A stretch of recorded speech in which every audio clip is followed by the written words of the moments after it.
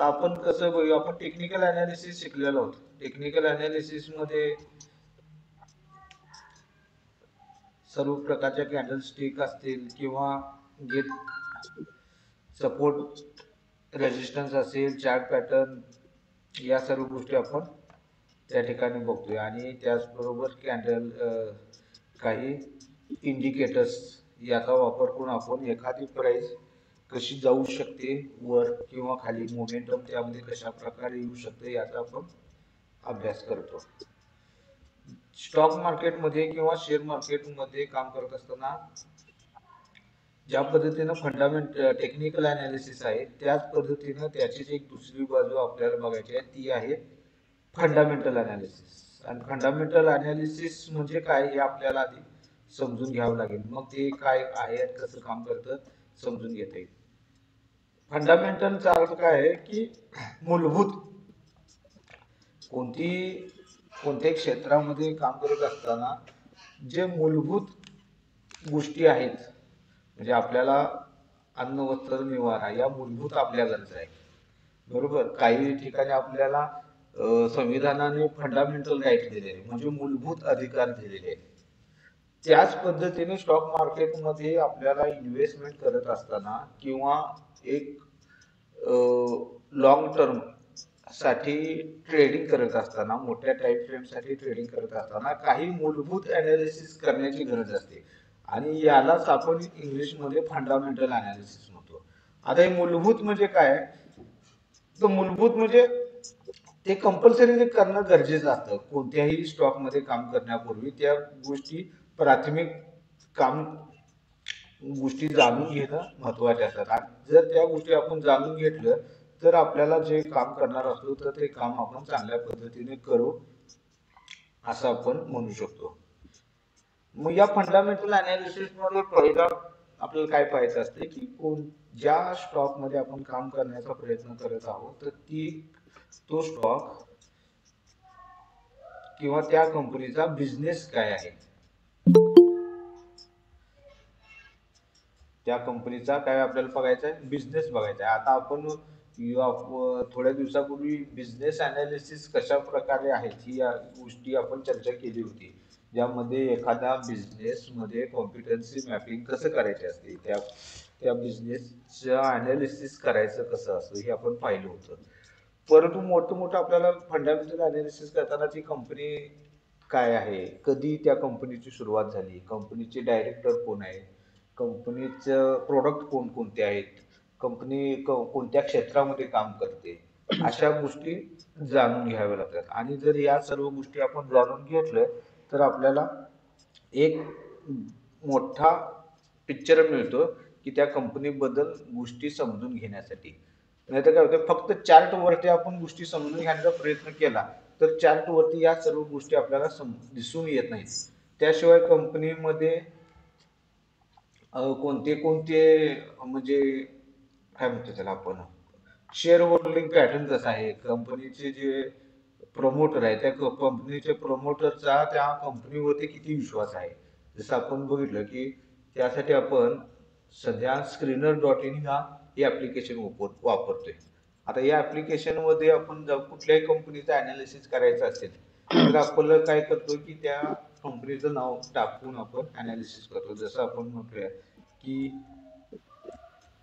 Coal India search केला, तर Coal India search केल्यानंतर आपण इथे इन्व्हेस्टर सेक्शन मध्ये गेलो तर कंपनीचे प्रमोटर, FII कोण आहे, DII कोण आहे, गव्हर्नमेंट आणि पब्लिक सेक्टर, या 4-5 प्रमुख ज्या गोष्टी आहेत त्या गोष्टीमध्ये मार्च 2000 म्हणजे प्रत्येक क्वार्टर्स मध्ये शेअर होल्डिंग पॅटर्न मध्ये काय बदल झालेला आहे हे आपल्याला दिसून येतो. आणि या आधारावरती आपण म्हणू शकतो की कंपनीच्या प्रमोटरचा कंपनीमध्ये किती विश्वास आहे, किंवा जे FII आहे, DII आहे, इन्स्टिट्यूशनल आहेत, त्या इन्स्टिट्यूशनलच्या कंपनीमध्ये किती इंटरेस्ट आहे.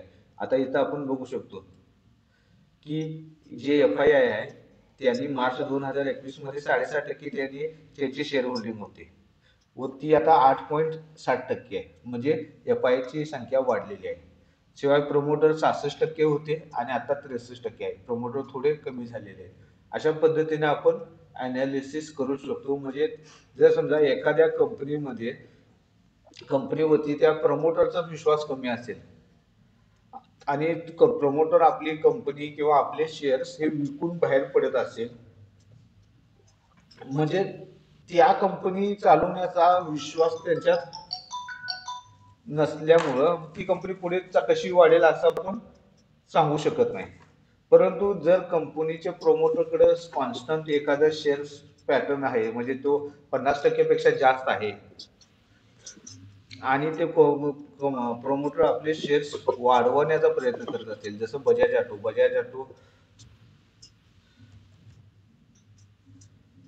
ऑटो बायबॅकची स्कीम आता आणली होती. त्या पद्धतीने जर त्याने आपले शेअर्स वाढवत गेले, म्हणजे आता बघा 53.70% होती आणि ती आता 54.95, म्हणजे काय झाले की ते आपले शेअर्स बायबॅक करायला लागलेत. आपले शेअर्स स्वतःचे, म्हणजे त्यांची शेअर होल्डिंग संख्या वाढवायला लागली, त्यांना त्यांच्या कंपनीवरती विश्वास आहे. आणि त्याचबरोबर आपण इथं बघू शकतो जे FII आहे, FII 12% होते ते आता 14-64% झाले. अशा पद्धतीने आपण बघितलं तर त्या कंपनीवरती मालकाचा किती विश्वास आहे, बाहेर इन्स्टिट्यूशनल ज्या संस्था आहेत त्यांचा किती विश्वास आहे, असं आपण बघितलं तरी पण हा एक मुद्दा आपण धरून इन्व्हेस्टमेंटचा प्लॅन करू शकतो. एखाद्या कंपनीमध्ये इन्व्हेस्टर जो प्रमोटर आणि FII यांची संख्या जर कमी असेल किंवा त्यांचा जो पोझिशन आहे ती कमी कमी होत असेल, तर मग अशा कंपनीमध्ये आपल्याला इन्व्हेस्टमेंटचा प्लॅन करायचा नसतो. मग हा सुद्धा एक फंडामेंटल अनालिसिस मधला एक महत्वाचा भाग आहे की ज्यामुळं आपण शेअर होल्डिंग पॅटर्न बघून फंडामेंटल अनालिसिसचा काही भाग कव्हर करू शकतो. मग आता फंडामेंटल अनालिसिस म्हणजे काय, की फंडामेंटल अनालिसिस म्हणजे आपल्याला जसं आपण क्लासमध्ये पाहिलं होतं की पूर्णपणे 360 डिग्रीनं विचार करायचा आहे त्या कंपनीबद्दल. म्हणजे आता बजाज ऑटोचा आपल्याला म्हणजे चार्ट पॅटर्न वरती बजाज ऑटो कसा दिसतोय हा तर बघायचाच आहे. परंतु चार्ट पॅटर्न बरोबर आपल्याला हे पण बघायचं आहे की त्या कंपनी बद्दल, त्या कंपनीच्या प्रोडक्ट बद्दल मार्केटमध्ये काय सेंटिमेंट्स आहे, किती म्हणजे त्या सेक्टरमध्ये ज्या ऑटो सेक्टरमध्ये बजाज ऑटो काम करत असेल तर त्या सेक्टरमध्ये बजाज ऑटोला कॉम्पिटेटर असणारी कोण कोण आहेत आणि त्यामध्ये बजाज ऑटोच वाढू का शकते हे आपल्याला अनालिसिस करता आलं पाहिजे. आणि मार्केटमध्ये बजाज ऑटोचं नाव कशा प्रकारचं आहे. आता आपण रस्त्यावरती पाहतोय की कोणत्या सगळ्यात जास्त टू व्हीलर्स आहेत. अशा पद्धतीचं पण आपल्याला अनालिसिस करता आलं पाहिजे. आणि मग राहतो विषय की काही टेक्निकल गोष्टी म्हणजे मार्केट कॅपिटलायझेशन बघायला आठवलं किती आहे, मार्केट कॅपिटलायझेशन म्हणजे काय, ते किती असायला पाहिजे. आता मार्केट कॅपिटलायझेशन वरती आपण स्टॉक मार्केटमध्ये काम करत असताना 3 प्रकारचे स्टॉक्स असतात की जे स्मॉल कॅप, मिड कॅप आणि लार्ज कॅप मध्ये असते. मग या कंपनीचं मार्केट कॅपिटल किती आहे आणि किती मार्केट कॅपिटल असलं म्हणजे तो कोणत्या श्रेणीमध्ये जातो, स्टॉक स्टॉक स्मॉल कॅप मध्ये जातो का मिड कॅप मध्ये जातो, अशा आपल्याला गोष्टी समजताना पाहिजेत. त्याचबरोबर स्टॉकचा सर्वात महत्वाची गोष्ट म्हणजे स्टॉकचा पीई काय असतो. आता पीईच्या स्टॉकची पीई म्हणजे स्टॉकची व्हॅल्युएशन आहे. तर पीई जितकं स्टॉकची व्हॅल्यू कमी असेल, स्टॉकची व्हॅल्यू म्हणजे पीई जितका कमी असेल, पीईचा अर्थ आहे प्राइस टू अर्निंग रेशो, म्हणजे एक कंपनीची जी करंट प्राइस आहे तर त्या करंट प्राइसच्या किती पट पैसे देऊन आपण तो स्टॉक खरेदी करत आहोत. करंट प्राइस म्हणजे जी मार्केटमध्ये चालत असणारी प्राइस. मग याचा सुद्धा अभ्यास करून आपण स्टॉक चांगल्या पद्धतीने निवडू शकतो, जे कमी कमी रेटमध्ये आपल्याला मिळू शकतो. म्हणजे जसं आपण म्हणतो व्हॅल्यू, अंडर व्हॅल्यूड स्टॉक आणि ओव्हर व्हॅल्यूड स्टॉक आणि फेअर व्हॅल्यू, या 3 प्रकारच्या व्हॅल्यू असतात. आता व्हॅल्यू म्हणजे काय, व्हॅल्यू आणि प्राइस या 2 गोष्टी वेगवेगळ्या आहेत. चार्ट वरती आपण जे पाहत असतो ती एक प्राइस आहे. म्हणजे बजाज ऑटोची प्राइस आता 8,040 रुपयाला आता बजाज ऑटोची प्राइस आपल्याला दिसायला लागते. परंतु ती व्हॅल्यू नाहीये. व्हॅल्यू म्हणजे काय, जे आपण बजाज ऑटोचा स्टॉक खरेदी केल्यावरती 8,000 रुपये दिल्यानंतर आपल्याला काय मिळायला लागले ही व्हॅल्यू आहे. आणि ती व्हॅल्यू मिळवण्यासाठी आपण काय द्यायला लागलोय, पेड करायला लागलोय, ही प्राइस आहे. मग ही व्हॅल्यू किती असायला पाहिजे? जर समजा एका आपण जर एक दुकानदार आहोत आणि सॉरी, आपल्याला एक दुकान खरेदी करायचं आहे आणि आपल्या पुढे दोन ऑप्शन आहेत की एका स्टॉकचा किंवा एका दुकानाचा पी 30.8 आहे आणि एका दुकानाचा पी त्याच जवळपास एरियामध्ये असणाऱ्या दुकानाचा पी हा 15 आहे. तर आपण 15 पीईचा स्टॉक कसा घ्यायचा किंवा 30 पीईचा स्टॉक कसा घ्यायचा, त्या पाठीमागे आपलं लॉजिक काय असणार आहे? पीईच्या आधारे आपण स्टॉकचं सिलेक्शन कसं करणार? प्राइसची बुक व्हॅल्यू काय असते? बुक व्हॅल्यू म्हणजे काय? आणि बुक व्हॅल्यू आणि करंट प्राइस यामध्ये काय फरक आहे? ईपीएस म्हणजे काय? अर्निंग पर शेअर म्हणजे काय? अर्निंग पर शेअर म्हणजे जर समजा हे सर्व गोष्टी कशासाठी करत असतात की कंपनीला प्रॉफिट मिळवायचं असतं. आणि कंपनीला जर प्रॉफिट मिळवायचं असेल तर कंपनीचे जितके प्रॉफिट होत आहे एखाद्या क्वार्टरमध्ये किंवा एखाद्या फायनान्शियल इयरमध्ये कंपनी किती नेट प्रॉफिट कमवते आणि त्या नेट प्रॉफिटच्या अगेन्स्ट कंपनीकडे किती शेअर्स आहेत आणि एका शेअर्स पाठीमागे कंपनी किती रुपये कमवते, असा जर विचार केला तर ते 262 रुपये आता बजाज ऑटोचं यायला लागले. आणि जर आपण बजाज ऑटोचा पीअर कम्पॅरिझन केलं तर आता हा स्कूटर इंडिया आहे तो -2.13 आहे. बजाज ऑटो 261 रुपये एका शेअर्सच्या पाठीमाग अर्निंग आहे आणि अतुल ऑटो आहे तो 2.71 आहे. मग यामध्ये आपल्याला पाहू शकतो की एका शेअर्सची पाठीमाग आपण कम्पॅरिझन केलं ईपीएसचं, तर बजाज ऑटोचा ईपीएस हा जास्त चांगला आहे कारण कंपनी जास्त प्रॉफिट मिळवत आहे आणि मिळवलेल्या प्रॉफिट मध्ये शेअर्सची संख्या प्रत्येक शेअर्सच्या एका शेअर्सच्या पाठीमागे 261 रुपये कंपनीला प्रॉफिट होत आहे किंवा 261 रुपये कंपनी मिळवत आहे. तर ईपीएस काय आहे हे आपल्याला जास्त चांगल्या प्रकारे समजून घ्यायला पाहिजे. ईपीएस दरवर्षी वाढत चाललेला आहे का, हे सुद्धा आपल्याला समजून घ्यावे लागणार आहे. जसं आपण या ठिकाणी बघू शकतो 2020 साली ईपीएस हा 59 रुपयाला होता आणि त्यानंतर तो आता 2023 ला हा क्वार्टरली रिझल्ट मध्ये 71.78 आहे. मग सर्वात जास्त ईपीएस कधी होता, सर्वात कमी कधी होता? हा 40 होता. 40 होता जून 2022 साली. मग जून 2022 साली हा 40 होता. तर आपल्याला ईपीएस पाहून कधी घेण्याची वेळ आहे किंवा PE price to earning ratio पाहून कधी आपण घेऊ शकतो, अशा गोष्टी आपल्याला पाहाव्या लागेल. त्या कंपनीची इंट्रेन्सिक व्हॅल्यू काय? आता आपल्याकडे तीन गोष्टी आल्यात. एक म्हणजे कंपनीची प्राइस, करंट प्राइस किती आहे, बुक व्हॅल्यू काय आहे, इंट्रेन्सिक व्हॅल्यू काय. मग या सर्व गोष्टीच्या आधारे त्या स्टॉकचं फंडामेंटल अनालिसिस करणं आणि या फंडामेंटल अनालिसिसद्वारे आपल्याला तो स्टॉक आपण कुठे खरेदी करायला लागलोय हे आपल्याला पहिला समजलं पाहिजे. म्हणजे एखादा स्टॉक अंडर व्हॅल्यूड आहे त्यावेळी आपण खरेदी करायला लागलोय काय ओव्हर व्हॅल्यूड आहे आणि आपण त्यावेळी खरेदी करायला लागलोय. जर समजा एखादी वस्तू ची किंमत ही जर 50 रुपये असेल आणि 50 रुपयाची वस्तू आपण 20 रुपये किंवा 30 रुपये ज्यावेळेस होते, त्याचे कारण कोणते असतील तर त्यावेळी खरेदी केलं तर आपल्याला ती वस्तू अंडर व्हॅल्यूड असणार आहे, मिळणार आहे, कमी किमतीमध्ये मिळणार आहे. परंतु 30-50 रुपयाची वस्तू डिमांडमुळे जर 100 रुपयाची झाली आणि त्या ठिकाणी जर आपण घेतलो तर ती ओव्हर व्हॅल्यूड असणार आहे आणि ती ओव्हर व्हॅल्यूड झालेली प्राइस ही खूप वेळ वरती सस्टेन करणार नाही, तर तिला कधी ना कधीतरी खाली यावंच लागतं. मग या सर्व गोष्टीच्या आधारे आपल्याला स्टॉक सिलेक्शन करता आलं पाहिजे, स्टॉक शोधता आले पाहिजेत. आणि अंडर व्हॅल्यूड स्टॉक शोधायचे कसे, त्याच्या पाठीमागं आपल्याला कोणत्या गोष्टी पाहाव्यात. शिवाय आता आपण एक चार्ट वरती पाहायला लागले म्हणजे आपल्याला जो डाटा आहे हा असा आकड्यामध्ये मिळत असतो. त्यावेळी कंपनीची सेल्स ग्रोथ किती वाढली आहे, प्रॉफिट ग्रोथ किती वाढला आहे, मार्जिन त्यामध्ये किती आहे, प्रॉफिट मार्जिन किती टक्के राहायला लागलाय, या सर्व गोष्टी सुद्धा आपल्याला पाहाव्या लागतात.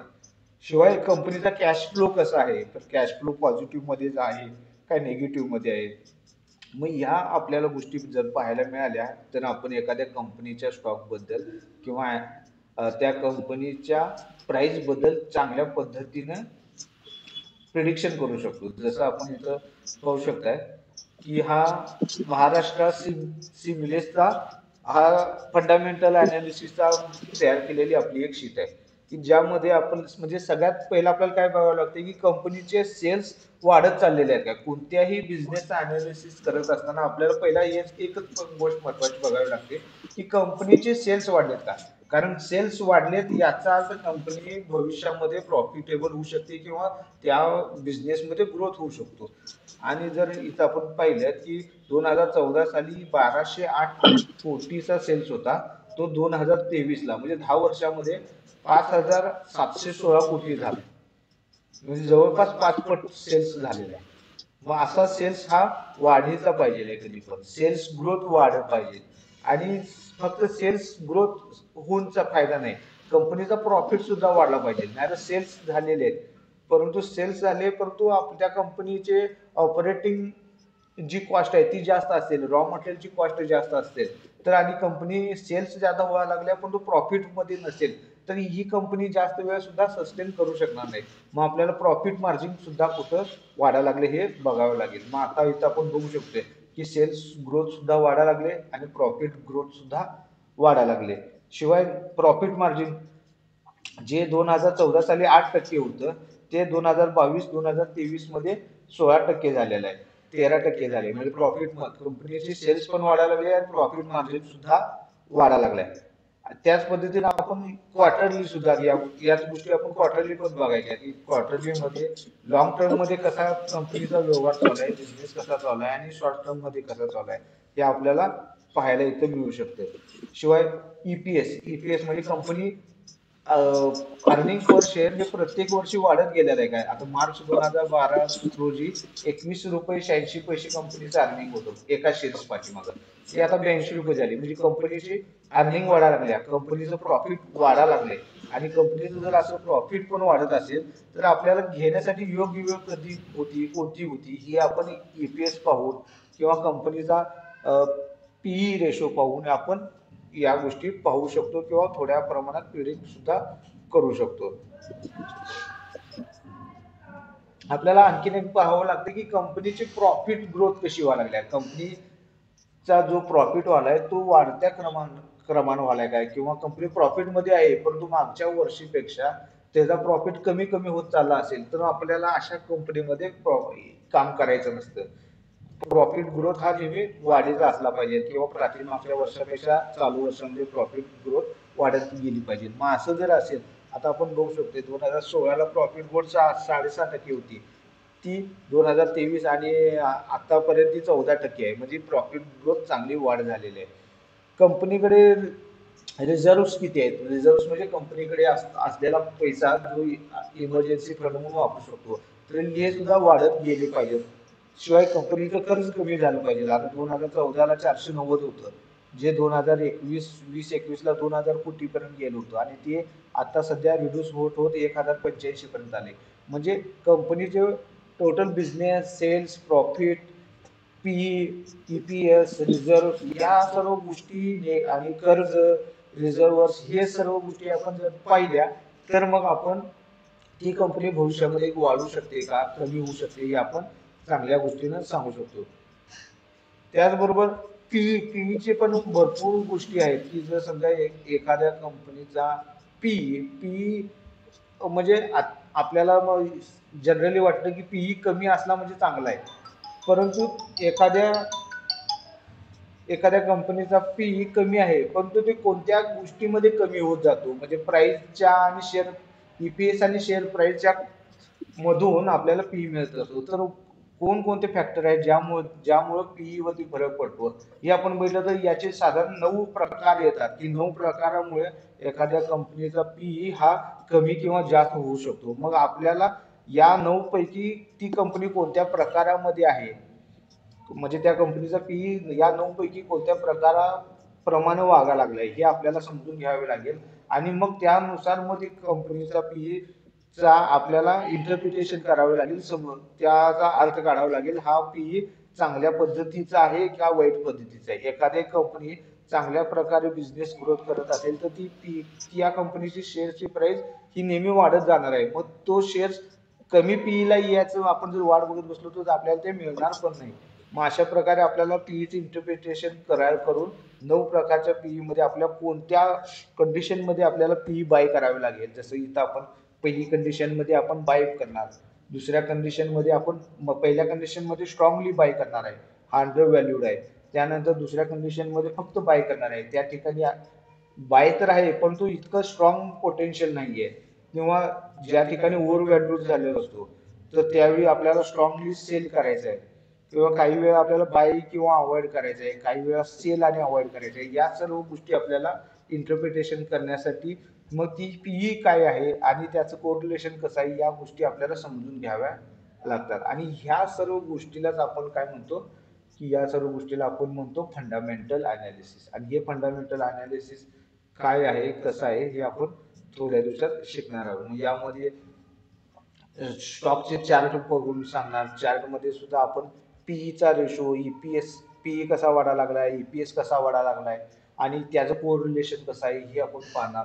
शिवाय त्याचे पिअर कंपॅरिझन काय आहे, पिअर कंपॅरिझन म्हणजे त्या सेक्टरमध्ये काम करणाऱ्या कोणकोणत्या कंपन्या आहेत आणि त्यांचा कशा प्रकारे हे चालू आहे, क्वार्टरली रिझल्ट कंपनीचे कसे यायला लागले, त्यामध्ये ईपीएस कसा वाढा लागलाय, सेल्स कसा वाढा लागलाय, ह्या गोष्टी आपण पाहू. शिवाय profit loss, balance sheet, investor जसं मी म्हटलं तसं. आणि हे सगळं झाल्यानंतर आपल्याला महत्त्वाची गोष्ट जी आपण पाहत नाही, की कंपनीचे जे रिपोर्ट्स येतात तर त्या रिपोर्ट्सच्या आधारे, म्हणजे वेगवेगळे रिपोर्ट्स आहेत ज्यामध्ये क्वार्टरली रिझल्ट आहे, कंपनीचं प्रेझेंटेशन असते, अर्निंग रिपोर्ट्स असतात, तर ते सगळे रिपोर्ट्स आपल्याला मिळू शकतात आणि ते रिपोर्ट्स वाचून आपल्याला आपले काही जजमेंट घ्यावे लागतात किंवा तयार करावे लागतात. मग या सर्व गोष्टी आपल्याला फंडामेंटल अनालिसिस मध्ये पाहायच्या आहेत आणि याचा सुरुवात आपण शक्यतो उद्यापासून करूया किंवा पुढच्या आठवड्यापासून. मला ते उद्या दुपारी कन्फर्म होईल. तर हे आपलं होती प्राथमिक गोष्ट पीई बद्दल. कुणाला काही याबद्दल बोलायचं आहे किंवा काही शंका असतील तर विचारा.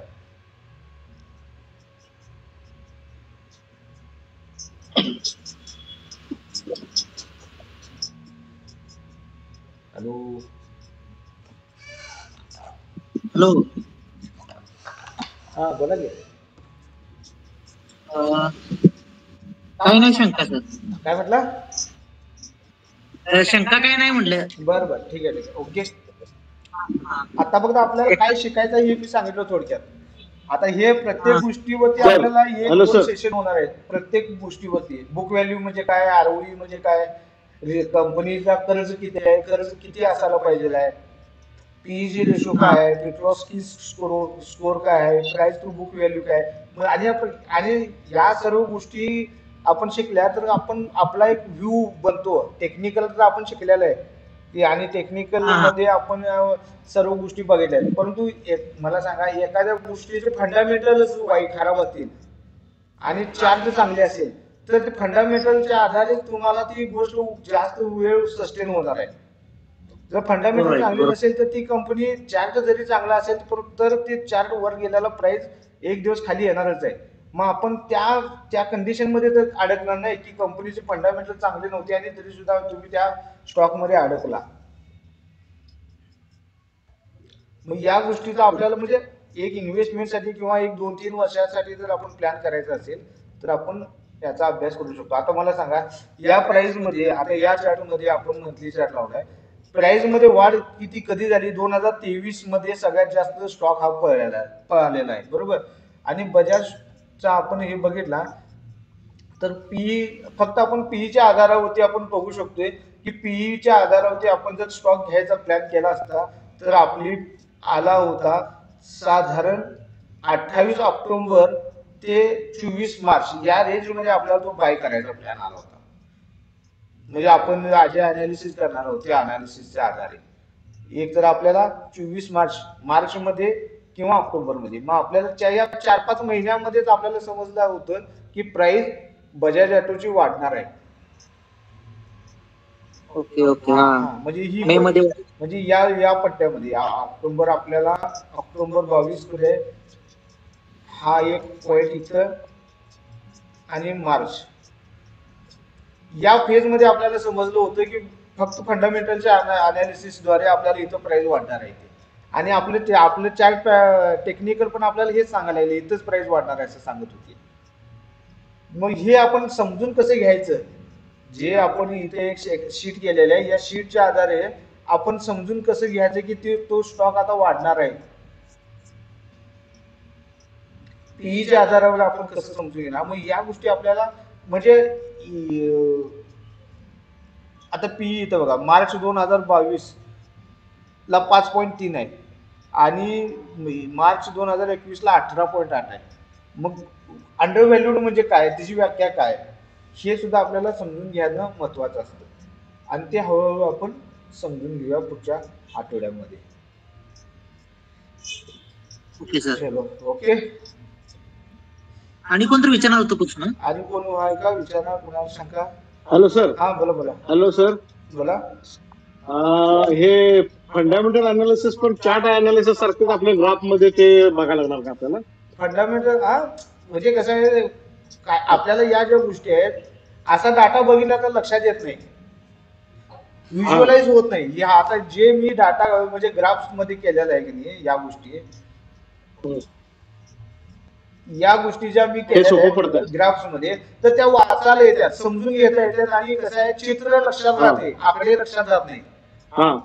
बरोबर. आपल्या ह्युमन सायकोलॉजीनुसार बघितलं की नाही तर चित्र लक्षात राहतात कोणती, तर आपल्याला हा डाटा या स्क्रीनरच्या वेबसाईट वरूनच घेतलेला आहे. फक्त काय ते वेगळ्या पद्धतीने मी मांडलेलं आहे आणि या वेगळ्या पद्धतीने मांडल्यामुळे आपल्याला ऍक्शन घ्यायला किंवा लगेच आपला एखादा डिसिजन घ्यायला मदत करतात. आणि चॅट कसं आहे आकड्यावरती सर्व खेळ आहे. मग आपण हे जे आकडे आहेत ते वाचायचे कसे, महत्वाची गोष्ट आहे म्हणजे वाचन आपण याचं कसं करणार आहे. एखाद्या कंपनीचं बेस प्राथमिक हे म्हणतात फंडामेंटल म्हणजे अर्थ हाच आहे की मूलभूत गोष्टी समजून घ्यायच्या आपल्याला. मूलभूत गोष्टी आता मला सांगा, आपल्याला एक जुनी गाडी खरेदी करायची असेल आणि ती जुनी गाडीची ही व्हॅल्यू जुनी गाडीची व्हॅल्युएशन झाले 60,000 रुपये 70,000 रुपये त्या गाडीची व्हॅल्युएशन झालं, बरोबर. म्हणजे काय झाली, ती कंपनीची त्या करंट प्राइस झाली आपल्या भाषेत बोलायचं झालं तर, बरोबर. परंतु बुक व्हॅल्यू आपल्याला काढता आली पाहिजे. बुक व्हॅल्यू म्हणजे काय की जर समजा ती गाडी स्क्रॅपला जरी घातली तर मला किती रुपये मिळू शकेल, त्याचं वजन किती आहे, आणि ती व्हॅल्यू जर समजा 40,000 रुपये आली, मग काय झाले की तुम्ही बुक व्हॅल्यूच्या जवळ ती गाडी खरेदी करायला पाहिजे. म्हणजे काय झालं, कंपनी त्या गाडीला जर तुम्ही वापर जरी केला नाही आणि गाडी जर तुम्ही स्क्रॅप मध्ये टाकला तर तुम्ही घातलेले पैसे तुम्हाला मिळायला पाहिजेत. मग आपल्याला स्क्रीनरवरती गेलो, जर समजा आपल्याला इथे स्क्रीनरवरती मी गेलो आणि एक नवीन स्क्रीन इथे ऍड करायचं जरी म्हटलो की इथे मी टाकलो करंट मार्केट प्राइस, चालू किंमत he is less than book value असं जर मी म्हटलो आणि याला रन केलो तर आता बघा 743 स्टॉक असे यायला लागले की ज्यामध्ये बुक व्हॅल्यू करंट प्राइस ही बुक व्हॅल्यू पेक्षा कमी यायला लागली. आता बघा हे याच्यामध्ये करंट प्राइस 34 रुपये 78 आहे आणि बुक व्हॅल्यू 37 रुपये 70 पैसे. मग असं आपल्याला शोधायचं कसं, मग हे स्क्रीनरचा वापर करायला लागतोय. आता जर समजा यामध्येच मी वेगळे आणि परत इथे ऍड केलो की हे एक माझं झालं फंडामेंटल अनालिसिसचा स्क्रीनर. दुसरा मी काय टाकलो की मार्केट कॅपिटलायझेशन मला ग्रेटर दॅन 5,000 पाहिजे, तर हे 773 होतं किंवा जी होती त्यामधून फक्त 16 कंपन्या आता मला मिळाल्या. मग ह्या 16 कंपन्यांमध्ये माझं प्रक्रिया काय की करंट मार्केट प्राइस ही बुक व्हॅल्यू पेक्षा कमी आहे, म्हणजे तो स्टॉक माझा अंडर व्हॅल्यूड आहे. मग असा अंडर व्हॅल्यू स्टॉक शोधण्यासाठी तो मदत होतो. किंवा आता जर समजा इथं मी गेलो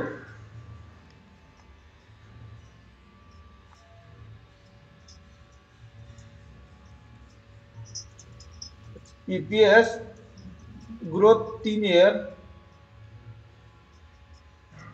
is less than EPS last year, म्हणजे चालू वर्षाचा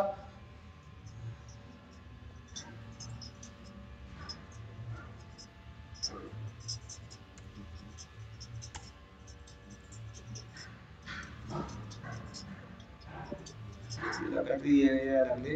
ईपीएस ग्रोथ 3 आपल्याला EPS is greater than EPS last year and आता आणि 469 आले. आता या अशा पद्धतीने आपल्याला वेगवेगळे स्टॉक शोधावे लागतात. मग हे शोधायचं काम पण आपण म्हणजे एक एक कंपनी असं शोधण्यापेक्षा अशा पद्धतीने स्क्रीनर लावून शोधू शकतो वेगवेगळे. मग अशा प्रकारे स्क्रीनर कोण असं सर. हा हॅलो सर. हा मग सेक्टर प्रमाणे पण आपण शोधू शकतो ना ते? सेक्टर प्रमाणे शोधू शकतो. आता बघा इकडे सेक्टर किती आहेत, इथं प्रत्येक वेगवेगळ्या सेक्टर मध्ये किती कंपन्या आहेत. आता समजा आपल्याला इथं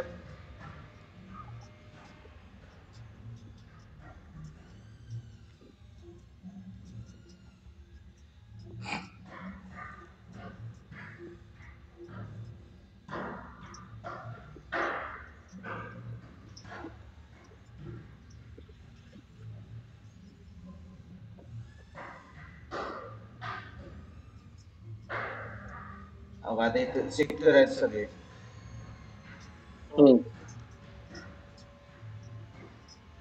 मग या सेक्टर मध्ये मला आता बघा सॉफ्टवेअर आयटी सॉफ्टवेअर मध्ये एखादा स्टॉक ओळखायचा. तर आयटी सेक्टर मध्ये इतके स्टॉक आहेत. OnePlus, Persistence, MPS, Cyient, Birlasoft, Brightcom, Route Mobile. मग हे सगळे सेक्टर आहेत. तर त्या सेक्टरचा वेगवेगळे रिझर्व्हस किती आहे, सेल्स किती झाला, क्वार्टरली प्रॉफिट किती आहे, ईपीएस किती आहे, ऑपरेटिंग मार्जिन किती आहे, अशा गोष्टी आपल्याला सर्व बघायच्या आहेत. आणि ह्या बघून मग आपल्याला ठरवावं लागेल. मग प्रत्येक सेक्टरमध्ये एफएमसीजी मध्ये कोणकोणते स्टॉक आहेत, एफएमसीजी मधले सगळे स्टॉक येतात. मग असे आपल्याला सर्व गोष्टी एका ठिकाणी बघायच्या आहेत आणि त्यामधील चांगला स्टॉक शोधायचा आहे. मग यासाठी आपल्याला काय पाहिजे की पहिला फंडामेंटल अनालिसिस काय आहे आणि ते कसं केलं जातं हे आपल्याला समजलं. मग त्यानंतर मग आपण त्याला फिल्टर लावू शकतो किंवा त्या पद्धतीने स्कॅन करू शकतो.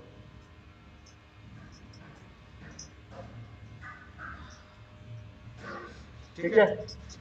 मग आपण आता 2 दिवसामध्ये मी तुम्हाला उद्या दुपारपर्यंत सांगतो आपला क्लास कधी चालू होईल ते, आणि त्यावेळी क्लास आपण चालू करूया.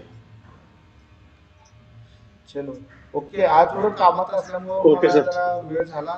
आज सुट्टीचा वेळ होता, बाहेर गेलो होतो.